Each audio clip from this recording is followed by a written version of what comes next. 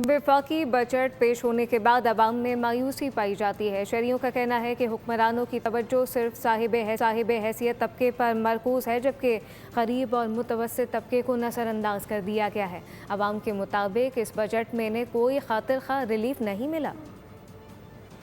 यह कि गरीब आदमी के लिए क्या है, आटा सस्ता होना चाहिए, चीनी सस्ती होनी चाहिए, जो ज़रूरियात ज़िंदगी है वो सस्ती होनी चाहिए, उसके लिए तो कुछ भी नहीं है। जो हम लोगों ने तवक्कात लगाई हुई थी कि सैलरी में इजाफा होगा, कोई रिलीफ मिलेगा, लेकिन आम बंदे के लिए कोई रिलीफ नहीं है। ये बजट जो आया ये बिल्कुल भी हमारी जो एक्सपेक्टेशन थी उसके मुताबिक नहीं आया। ये जो गवर्नमेंट इस टाइम कर रही है ये गरीब का इसने जीना मुहाल किया हुआ है। हमें जो गैस मिलता था 420 था, आज वो हमें 530 रुपए मिला है, ये रिलीफ मिला है। हुक्मरानों ने तो अवाम का ऐसा जूस निकाल दिया है, अवाम बेचारी जो है खुदकुशी करने पे मजबूर हो गई है। अब गरीब आदमी कहाँ जाए? गरीब अवाम को तो कोई रिलीफ मिला ही नहीं है ना, समझ से बाहर है बाबा हमारे। तो अवाम को बजट में कोई रिलीफ नहीं मिला। जितने हमने सोचा था कि रिलीफ देंगे हमारे को, महंगाई कम करेंगे, कोई महंगाई कम नहीं करी। मायूस किन बजट है, अवाम को कोई रिलीफ नहीं दिया गया है। वही पुराने ढकोसले वाली बातें, अवाम पिस रही है और पिसती रहेगी।